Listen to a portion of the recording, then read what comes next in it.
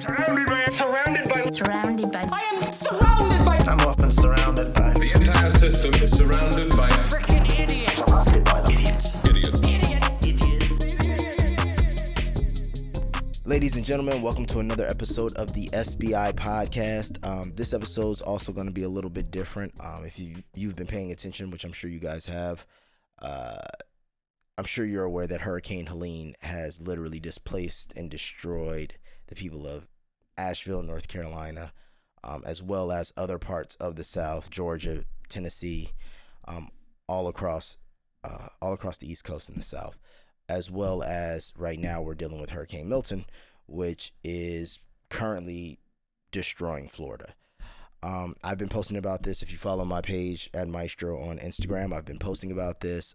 Some of the things that I said, I felt that FEMA wasn't active enough. I felt that literally the government wasn't as active as they probably should be, especially due to the fact that we have money to send to multiple other countries and nations that don't really have a effect on us in the immediacy.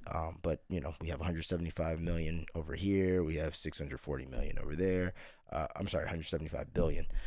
So these numbers are kind of crazy. And basically I didn't see the support I felt that I wanted to see. Not who cares what I want to see, but I just felt as an American, we need to do what we need to do. We need to do all that we can to protect and to take care of home first before we go outside of home and try to, be Superman and save everyone else.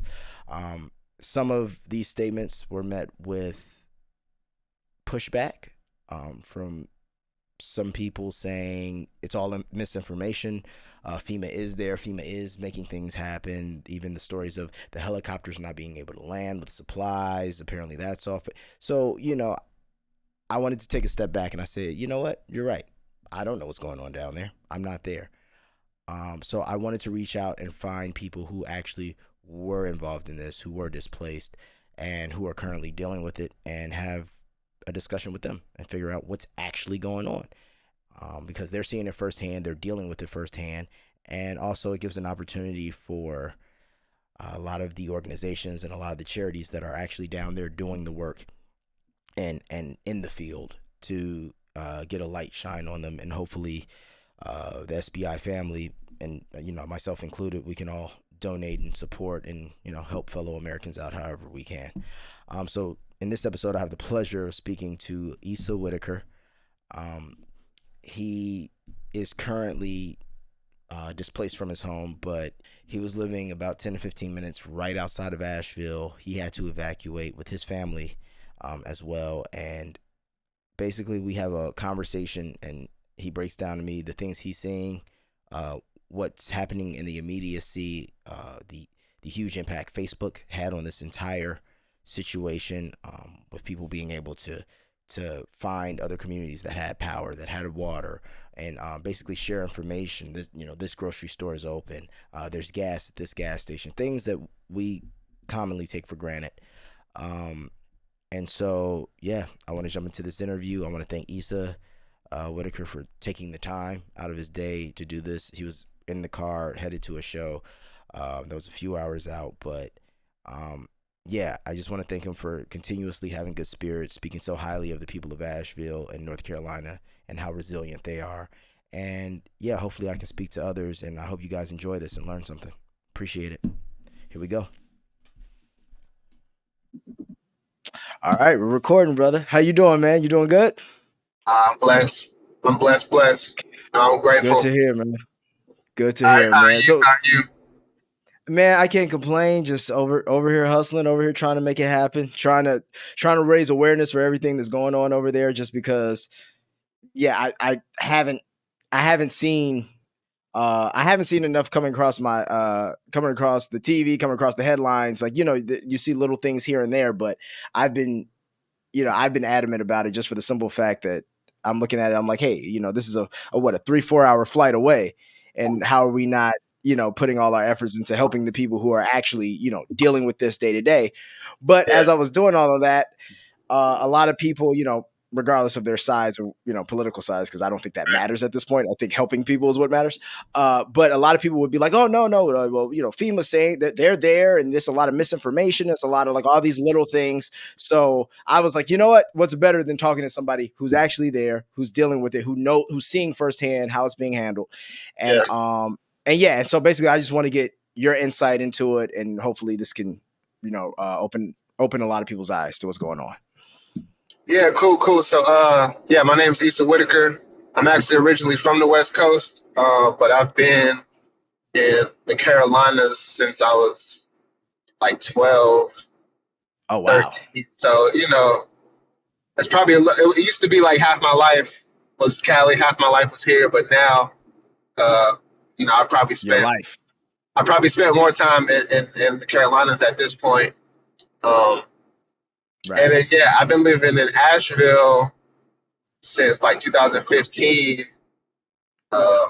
So like, the last like few years. I've been doing my thing up there with like, hip hop and stuff, and the music scene up there. It's a beautiful music scene. There's a lot of talented artists of all genres, but especially hip hop and the 828. There's so much talent. There's so many lyricists in the 828. It's crazy that more stuff hasn't popped yet. Right. Well, I mean, it's one of those places. It's funny because like we always say, being in entertainment, there's those meccas. Like, everybody. I'm from Chicago, and it was like, nah, you got to go to LA or New York because there's only so much. Yeah, but there's so many talented people in Chicago. There's so many talented people in North Carolina. Like even like Austin has a scene, but it's like it's much smaller than if you go to LA or New York. It's one of those things. But it's J. Cole was definitely probably a great proponent of breaking through to show people, highlight what's actually out there. Yeah, exactly. He had to go the New York route. Like he went to school, the college route, and went up to New York, and I feel like that was really instrumental in his success. No, but we still doing our thing over here in Carolina for sure. No, I feel it. So how was the how long has it been now since everything happened? Like were you guys, you see they have Hurricane Milton now over in Florida right now. Yeah, and it's like they're telling everybody to evacuate, all these kinds of things. So I was wondering, did you guys were you being told to evacuate, or did it just hit you like how did it work? Yeah, so stuff really kicked off. I mean, there was like rain a couple of days before. And actually I felt like it had been like a really rainy year, and especially like the last few weeks. It was really rainy, and then we were getting like weather advisories for strong wind. They had like canceled school for Thursday and Friday, and then Thursday it was raining like crazy, and they were projecting that it was going to be like real strong winds. I think they were saying winds were supposed to get up to like 70 miles an hour. They were telling people like if you were in a floodplain, to evacuate, like if you were in a floodplain, because we get rain, and then certain areas of like Asheville and stuff, it will flood. Like there's a couple spots like Carrier Park and some other spots that are like kind of right near the river, and if it rains enough, like you will start to see some flooding, to a degree, but never to this level as far as what's been recorded. And so we were getting weather advisories and stuff like Thursday night. And then I remember like Thursday night, like kind of late, I went like down the street from where our apartment is, and went like looked at the river, and it was still, kind of low. It was starting to rise a little bit, but it was still kind of low. And we live in an apartment complex, so we live on the top floor. Oh, wow. So we were sleeping and everything. Like we had went to sleep that night, and then we heard like the winds and stuff all night. It was raining, and then I think around like 5 a.m. is where the power went, and then I think we had fallen back asleep because my son wasn't up yet, and then a little bit later in the day we like finally got up. The power was still off. we started noticing that like the cell service was spotty, and then we had went outside. Well, we had went like out of our apartment, and if you go to like the back, kind of like the end of the hallway, there's like a window. You can kind of see like out the back of the complex, or like the parking lot of the complex. And so we were looking out there, and then we saw like because there's like a little creek that kind of runs through, and there's like kind of a little pond, this little pond thing in the back. And I had been kind of keeping an eye on those like through the night, just to kind of see like if they were going to rise, if stuff, like I was kind of deciding, like, do I need to move my car somewhere? Not really knowing what to expect, because, I think a lot of people, when they were hearing like, flooding and things like that, they were probably thinking of some of those areas that have flooded before, and, not really thinking that it was going to be what it was. And especially like in the mountains, when you hear, people like, you're like, oh, okay, like we're in the mountains, they might have these advisories, but you might not really like, really think about it in the same type of way as you were like in a place that like, gets hurricanes all the time. And and frankly, like, once stuff got bad and they were saying to like, evacuate, or like if you're in floodplains, like it's not as easy as people think to just be like, I'm gonna just pack up all my stuff or whatever it might be, and just like, you might not have nowhere else to go. Like some people might have, houses here and there or whatnot, but it's like if you only got one spot, like where are you really gonna go? And you got kids, no facts, and and that's not the majority. Right, exactly. So a lot of people, when they're like comment like, oh, why didn't they just leave? Like, or when they look at all these different areas that are going through different things, like whether it's like war zones or whatnot, like once you're in it, you see how hard it is to really just like pack up everything that you have or whatever it might be, and to just like flee your home in a chance that you might not come back to a home. Like you don't know all the stuff you need to grab. You don't know, depending on your car size and all that. So like once we finally like went outside and started to see, how high the rivers had like overflown and everything. Cause I live like 10 minutes east of Asheville. Okay. And in the backyard, like, we could already see like, that the river had basically like kind of washed. Luckily, like our apartment complex and the parking lot, like it was like almost like everything around it was kind of like underwater. Like right across the street, there's an Ingles,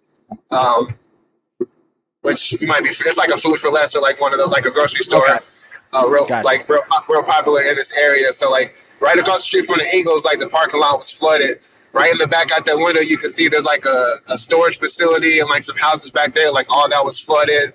There was some people's houses that was like flooded and stuff that had already started to get pushed down the river. And so we had like walked out of the apartment, and we had like walked down the street and kind of like, kind of just surveying the area a little bit.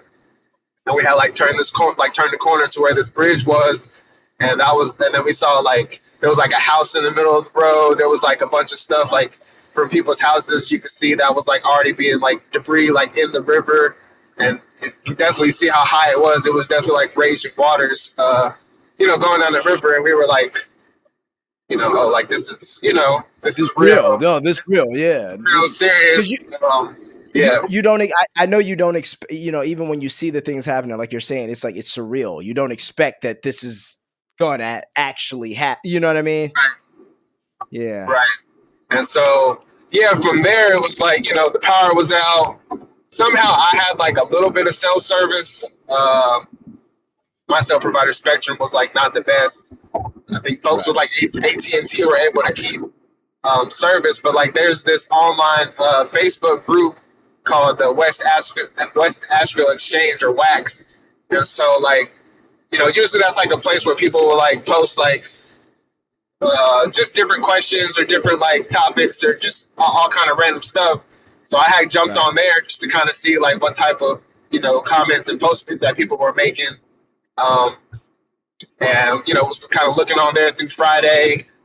We had no power, so we kind of stocked up on some stuff. We were getting like turkey sandwiches for the day and whatnot. We kind of just thugged it out that first night on Friday.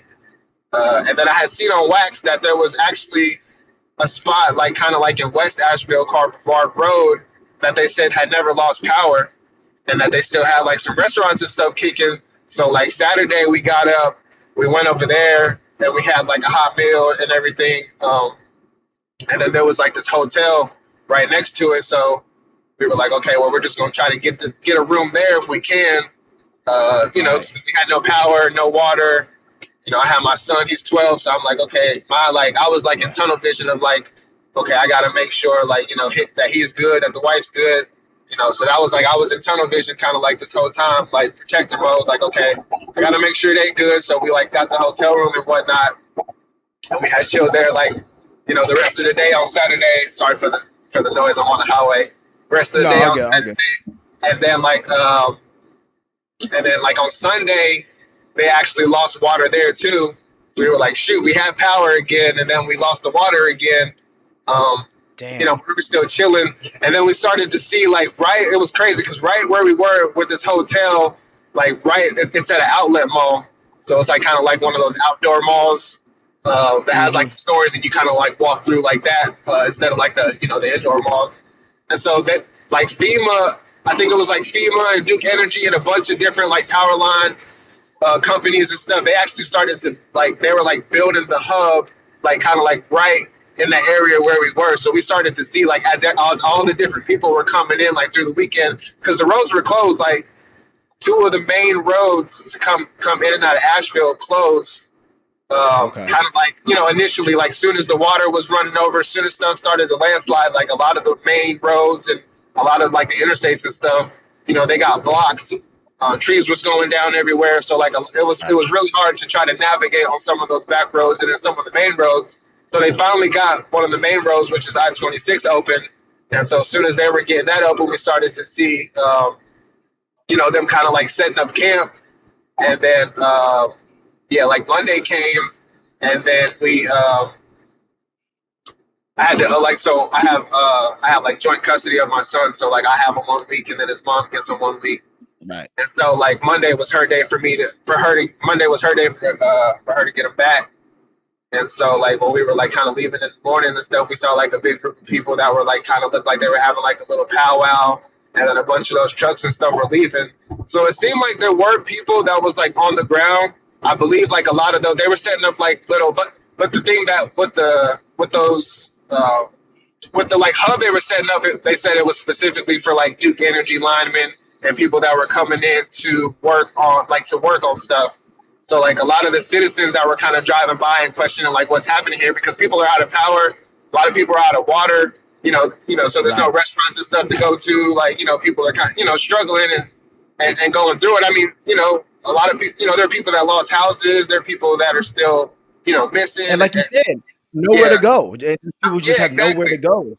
Especially with the roads, especially, it's like one thing, if you could kind of, get out of Dodge, but it's kind of like, luckily, like for that Facebook group, I was able to jump on there and kind of see like that, 15, 20 minutes on the other side of town, they had power and stuff. So we, I'm thankful that that group exists, because we were able to go and kind of, get out of our situation momentarily.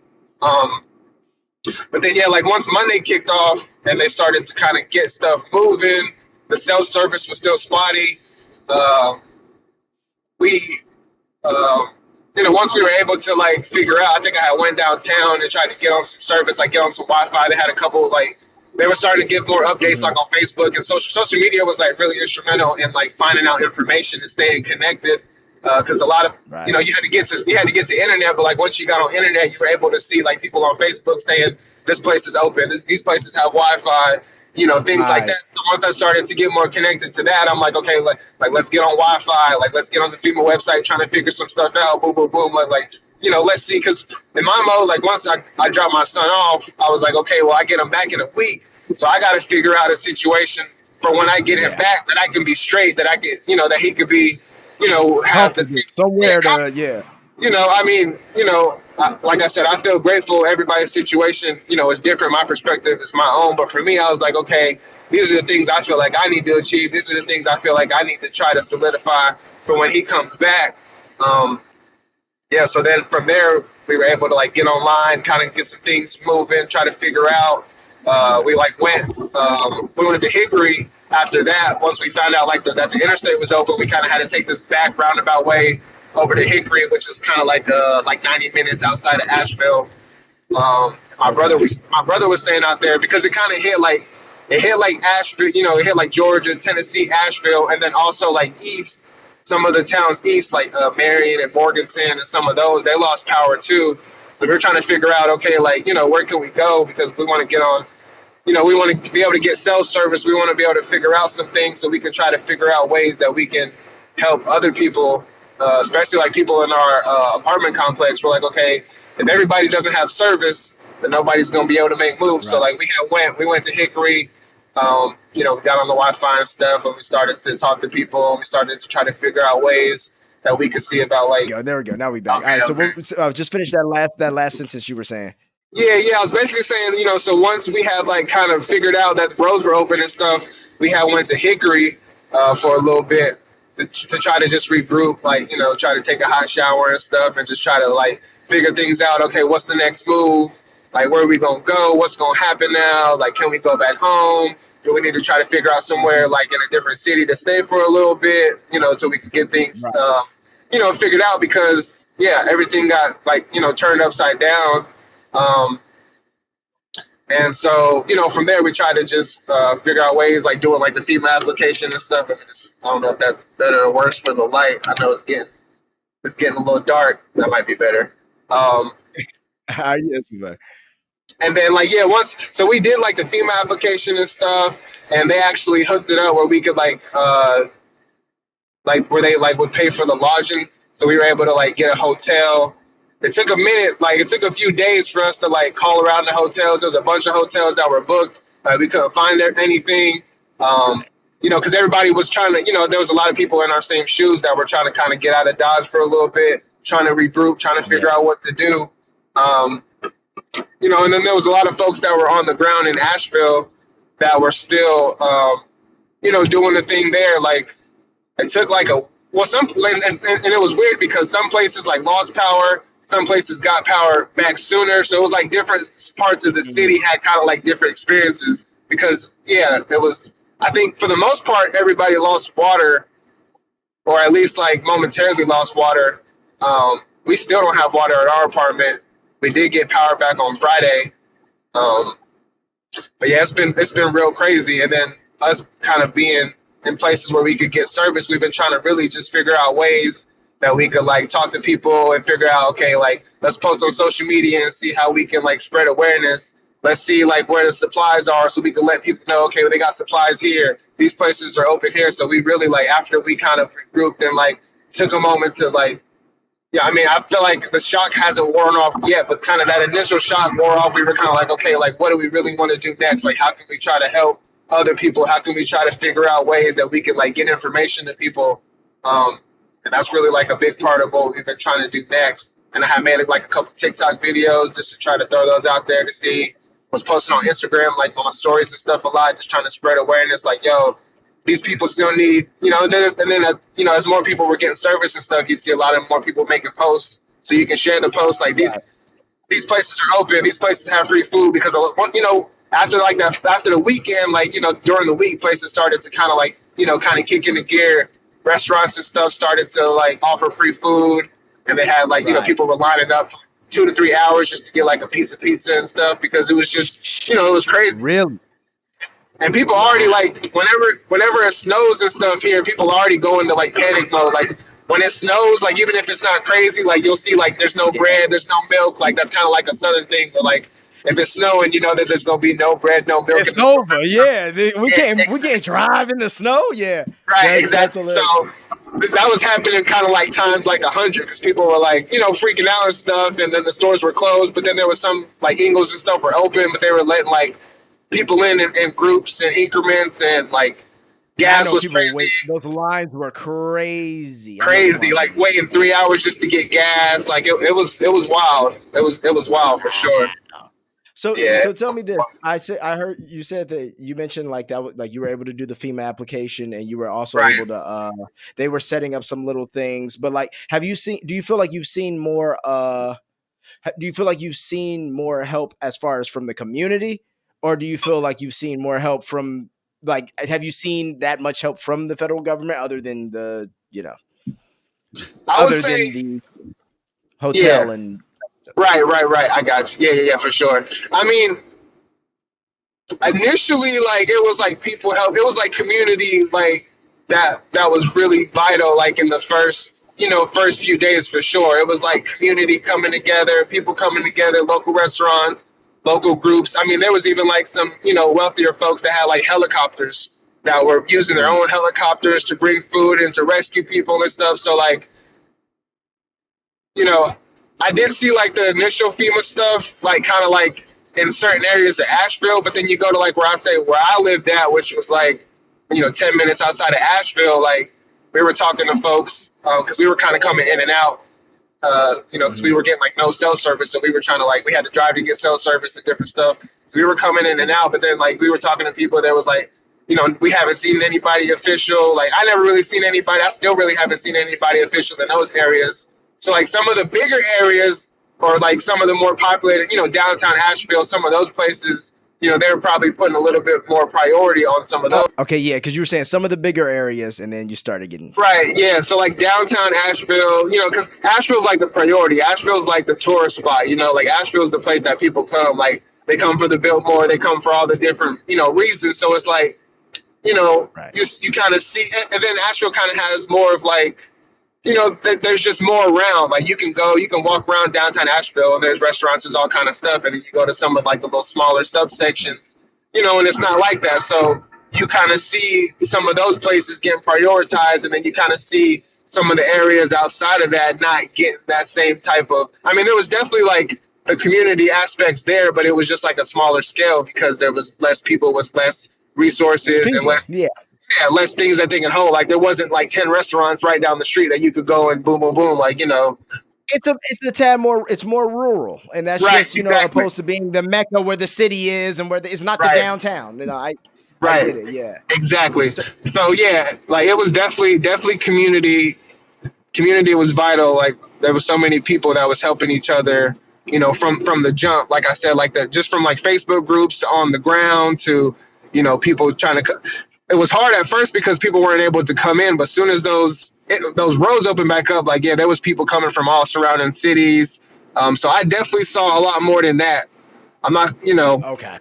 It's hard for me to say like exactly like, I don't want to say like, oh, these folks weren't doing this and these folks weren't doing that because, I might not have the insight somebody else might have had, but I definitely saw a lot more community help and a lot more community rebuilding and initially helping than I think anything else. And I think now, and those groups were there, but it was definitely like I said, they were building those hubs and stuff, but then it was like they were kind of focused on having those spots be for like making sure that the linemen and stuff had places to go and places to shower and bathrooms and stuff, which I get to a degree because it's like, so like when they were building those FEMA hubs, it was those FEMA hubs are for the people who are working on the. So basically, if y'all need power, we got to make sure the guys who work for the power company got somewhere to stay. Right. If y'all need water, got you. Right. Which I get to a degree, but at the same time, it's like, you need both. You really need both. Yeah. You need both. So, and then, I've heard some similar stories that I think have kind of going around on social media, like people saying FEMA's like confiscating food and telling people not to do this and telling people not to do that. And, not to land helicopters and things like that. Right. I've heard some of those stories too. I haven't seen a whole lot of like any of that of like, up front. Yeah. Up front. But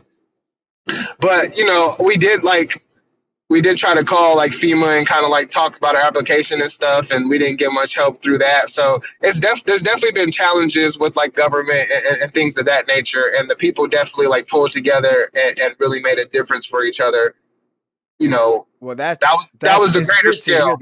Yeah. It's good to hear that there's like people on the ground actually. I mean, because these are your neighbors, these are your friends, these are, at the end of the day, even as segregated as America can be, it's sad. It always takes a tragedy or a disaster, but when it does happen, generally the people will come together because at the end of the day, we realize we have to help one another because we're in the same shoes. No, exactly. And so quick. Yeah. Oh yeah, no. I want to ask you one more question. So basically, in your eyes, if you could, if you could ask for what you think what's a better way to say it? If you could ask the government, or if you could ask whoever what you guys need immediately, like the things that you're seeing that are actually needed, and the steps that you wish that other organizations or X, Y, and Z were taking, what would those be? Yeah, I would say, I mean, I feel like as far as like supplies and those things, I feel like a lot of places are definitely getting like overstock. There's a lot of places now, like we were dropping off some donations earlier, and there was one spot that was like, we're kind of putting a freeze on things. So a lot of supplies are getting in now. A lot of people are getting those places situated. I think what really is like still a big need is some of the spots that are harder to get to. There's still some. Yeah, say that one more time. You said what you think people need is, or what you really need, and then you were saying. Yeah, so I think what's still like a tricky situation is like there's still a lot of like back road areas that got washed out. So like roads got washed away. There's still like hold on. It's still. Hold on. Give me a second. Okay, hold on. All right. Try this one more time. All right. What would you like to see? And what do you think the people actually need down there on the ground? Yeah, I would say, I think that, there's a lot of people that are in a lot of different circumstances. There's some folks that like lost their home completely. There's some people that whole house got washed away and they have nothing now. There's people that their whole business got washed away, and so they have nothing now. So there's a lot of folks that are in different levels of like damage that they endured.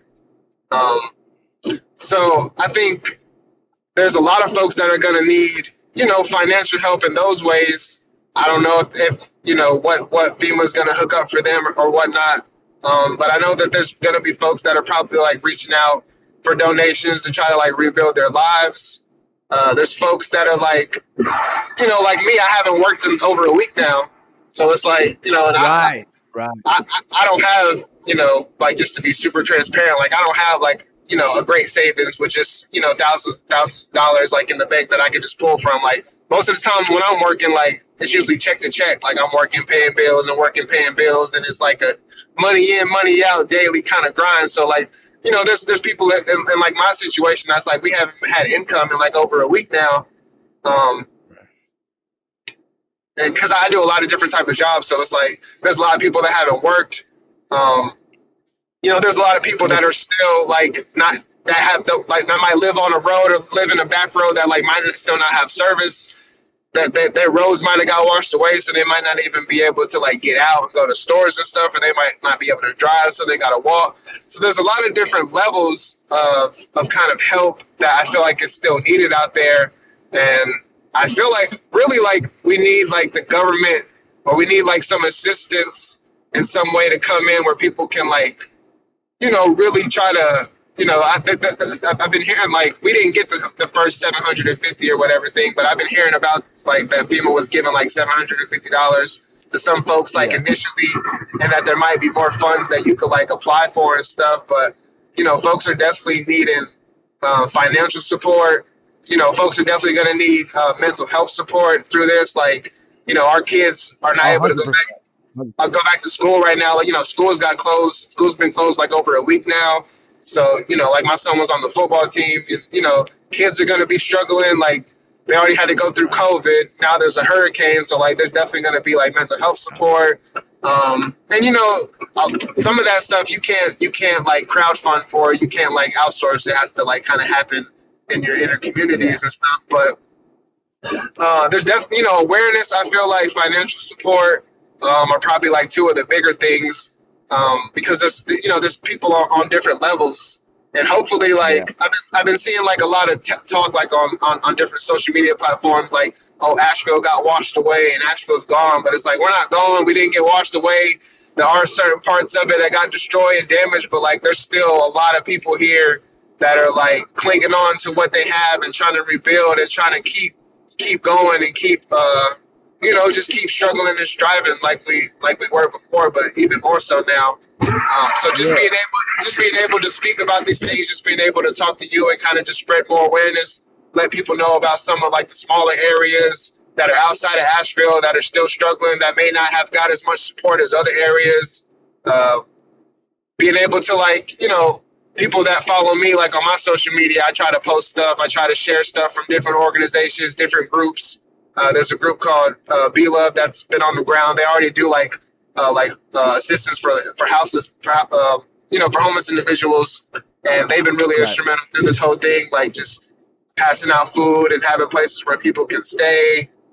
Like the YMI, which is like which is an organization, like it's part of it. It's really like deep rooted in like the African American history that's in Asheville. That's one of the spots that we've been trying to like share the information and donate to, because they've been doing a lot of good work. There's a lot of people that's doing a lot of good work, and there's a lot of there's a lot of resources that are being shared, especially now, like a week after. That first week was really, really rough. It was really, scary. We were basically like cut off from the world, like, no power, no water. You go outside and it's like, it's like you're already in the South, but then you go outside and it's like pitch black for real. Like, like crazy. You're like, man, this is like, it's spooky to even like stand here for a minute, because it's like, you don't see any type of light. So, I would definitely like tell folks to try to, like, if they can, kind of become more aware of some of those littler spots that are around Asheville, to try to find ways to maybe donate to organizations. If anybody follows me, I'll definitely, like, if they hit me up and ask me anything, I'll definitely try to share as many of the like posts and resources and stuff that I see come across of organizations that need help, because it's going to be a long rebuild. Like, it's going to be a long journey ahead. Like, I know things move so fast, especially like in this digital age. Like in the next week, people will be talking about the next big thing, but like we're going to be rebuilding. I already know. Yeah. Yeah, no, that's I even see that with Milton, and I'm like, okay, I get that that's coming, but hey, like this just happened, like, like all those places that you just named, obviously, like, we'll text them to me, and I'm gonna put them at the bottom of the video so people can share. I'm also gonna try to donate some things over there as well. And then I had before you get out of here, man, I had just two more questions. One, I'm sure you've been seeing like the numbers they're saying as far as like the death toll and all that kind of stuff. And they're saying like 250, 300 people, but just on TikTok and other things I've seen people saying like that's extremely misleading, and it's probably a lot more than that. So I wanted to know, what. Yeah, I've been getting that vibe too. I mean, because they have like a missing persons list that's like, I mean, it's long. Like it's a lot of people. It's, unfortunately, it's a lot of people. You can scroll, like, and it'll take you a minute to get through like the A's and the B's and stuff. So there's a lot of people that's still missing. I see sad stories probably like almost every day of somebody knew that they was missing and then they found their body, and just different situations, heartbreaking stories of families that got washed away. People that were on their roof waiting, and then like the roof caved in, and just tragic stories that were just breaking my heart. So I think, there's already a little bit of that in Asheville. Like a lot of the stuff that goes down, they keep it on the hush because it is such a tourist town. So like, you don't hear always about like the shootings and stuff that happen around here, because they don't want to scare away the tourists. So there already was that, before this. So I definitely think, like without, I definitely think that's happening even more. And they're definitely trying to downplay it. I mean, even when Biden was like, oh, they're fine, they're very happy. Like, don't like mistake our ability to like be resilient and to bounce back and to still be able to smile and create and do the things that we already did, as to like mean that we're not still like suffering and that our hearts are not still broken, and a lot of our lives weren't destroyed. Like, the people in the Appalachian Mountains are really resilient. So, that resilience comes out in a lot of different ways. But it's like, we're not just happy, like, go lucky, bounce back. Like, places got destroyed, like restaurants, like people's livelihoods, like the whole River Arts district was, there was so much damage and so much destruction that happened in a lot of different parts that it's like, there's a lot of rebuilding that has to be done. So I would definitely say that there's been some, misleading with numbers and misleading with like how, how devastated Asheville really was, for sure. Right. Yeah. Well, man, brother, thank you so much for taking the time to talk to me. Also, last question. I know you said Yeah. you hadn't seen the 750, but do you know Right. anybody who's gotten that 750 from FEMA? I think a couple people that I talked to have. It seemed like I don't know. They like when we called and we tried to question about it, like they said we weren't eligible or something, and we were like, like what? Wait. What do you mean you're not Yeah, eligible? exactly. So we're gonna try to call back and see if we can talk to somebody else. But I don't know, like what kind of criteria. Like, I mean, literally, like all the food that we had in the refrigerator got destroyed because our power went out, and it was out for over a week. So like, we lost all the food that we had. We couldn't take everything when we left, so it's like we lost all our food. We lost And haven't worked in a week. haven't worked in a week. We still don't have water. It could be like months in different areas of the region that might not even get water because they said like some of the water lines have to be rebuilt, like they were destroyed. Some areas are going to get it back. Some areas have it. Some areas like didn't lose it. Some areas got it back. But there's like there's some places that still, like my apartment complex still doesn't have water. So it's like we're still having to like I said, we're in a hotel a couple hours away because I have my son, and I'm just trying to make sure that like he's as less traumatized from all this and kind of like inkling of normalcy that I can. And that's not to like say anything for anybody that's like grinding out and sticking it out and doing what they have to. You doing what you got to do. You doing what you got to do as a man to take care of your family, and you trying to make the best of a terrible situation. And nothing but respect, man. Like seriously, because like I know this would be hard enough if you was just by yourself. This would be hard enough. Right. Yeah, but to, making sure that you want to make sure your son's okay. You want to make sure that he's in a safe location. You want to make sure that he's not in a place where there's no lights and no power, because that's not good. Yeah, exactly. Yeah. So, I'm like, I don't know what else we need to do to be eligible, but I have heard a couple people that have got it, but then I also heard like, and I try not to, you read a lot of stuff on the internet, but I was reading stuff that were saying like, you might end up having to pay it back, or if you do get the 750, like keep your receipts because you might get audited and stuff. So it's like, I don't even really know, like, wow. I'm like, I hope not. I hope they're not doing that to people, but it's like, you hear so much and you don't know what to believe. So there's definitely been some of that for us. Yeah. See, and those are the things those are the things that, we don't hear over here. So you're either getting one narrative, which is, Kamala saying, oh no, the people are happy down there. Everything's fine.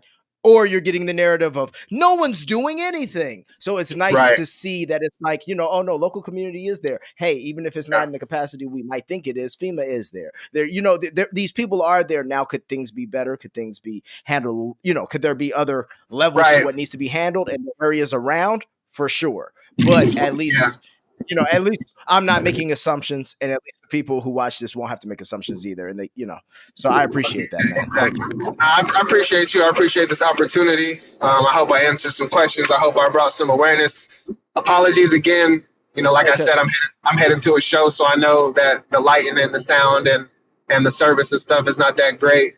But I definitely appreciate the opportunity. Hopefully you can like chop it and maybe get some of those messy parts out. No, it will be, and you'll be tagged, and also I'll try to tag any of those, like I said, any of those foundations or any of those. So just so there's more stuff out there, because like I said, like you said, there's no, especially with the internet being down, all those kinds of things. Even the people who want to post about it, they might have to drive an hour or 40 minutes to be able to get service to post about it. So exactly. I just want to do whatever I can, brother. But thank you, Isa. Thank you, man. No, yeah, thank you. I really appreciate it. I'm glad we were able to connect. And yeah, I'm definitely going to send you some of those organizations and try to tag and try to share as many resources with as many people who are interested to try to help out. Like you can definitely follow me. And I'm sure you'll have all that stuff in the in the post and stuff, so I don't have to do it all now. Yeah, for sure. Yeah, post, definitely reach out to me, and I'll definitely try to do what I can to share information or point you into somebody that might be able to get you, I'm definitely down to do all that and just, keep spreading awareness and keep just trying to, keep that community alive. Just keep letting people know how we really get down over here in the Carolinas, that, we really are resilient. We really are, there's a lot of people that are struggling right now. So, just do what we can to try to just uplift each other. It's really just key. It's vital right now. No, I understand, bro. But man, thanks again, brother. Thanks again, and have a safe drive to your show, man. Yeah, appreciate you.